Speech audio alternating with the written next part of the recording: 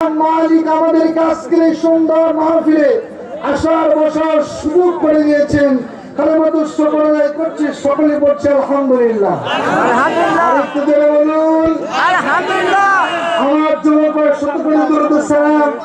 ওই রাসূলের উপরে যাকে বলে সাইয়্যিদুস সাকালাইন ইমামুল মুরসালিন নবীদের নবী জনাব মুহাম্মদুর রাসূলুল্লাহ সাল্লাল্লাহু আলাইহি ওয়াসাল্লাম। সম্মানিত উপস্থিতি, আজকে গোকুলপুর দক্ষিণপাড়া জামে মসজিদের উন্নয়ন কল্পে 2 দিন ব্যাপী তাফসীর মাহফিলের সুনামধন্য সভাপতি সাহেব জনাব আল-হাজ মাওলানা মোহাম্মদ আনিসুর রহমান মিটন সাহেব, সভাপতি সাহেব আছে এখানে। আল্লাহ পাক সভাপতি সাহেবকে কবুল করুন, সকলে বলুন আমিন। যে আমিনের আওয়াজ মনে হচ্ছে সভাপতিকে পেয়ে আপনারা খুশি না? খুশি। একটু জোরে বলুন না আল্লাহুম্মা আমিন। সভাপতি হযরত মাওলানা মোহাম্মদ মুখলেসুর রহমান সাহেব, আল্লাহ পাক করে বরণকে কবুল করুন, সকলে বলুন আমিন।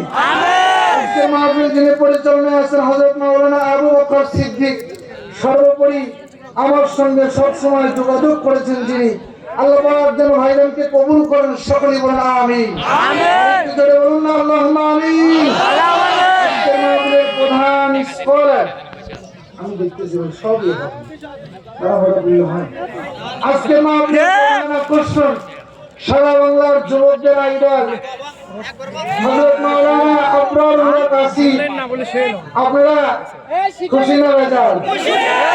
কতটুকু খুশি, কম না বেশি? আজকে মাহফিলের প্রধান আকর্ষণ ভাইজানকে আল্লাহ পাক যেন যথাসময়ে আমাদের মাঝে হাজির করেন, সকলে বলুন আমিন।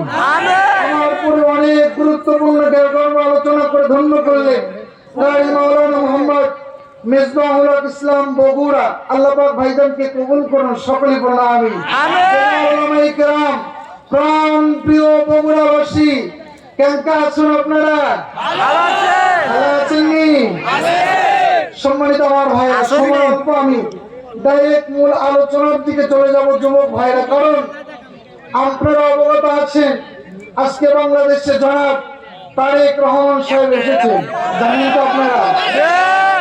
চমৎকার একটা ভালো লাগার বিষয় হলো যে কথাটা না বললে আজকের মাহফিলে আলোচনা করে আমি তৃপ্তি পাবো না। উনি আজকে এসে যে বক্তব্যটা দিয়েছেন, বক্তব্যের মাঝে উনি বলেছেন এ বাংলাদেশ রাসূল সাল্লাল্লাহু আলাইহি ওয়াসাল্লামের আদর্শের উপরে এ বাংলাদেশ চলবে। বক্তব্যটা ভালো না খারাপ? তিনি বলেছেন বাংলাদেশ তরুণ যুবকদেরকে নিয়ে এমন বাংলাদেশ তৈরি করব যে বাংলাদেশ রাসূলের জীবন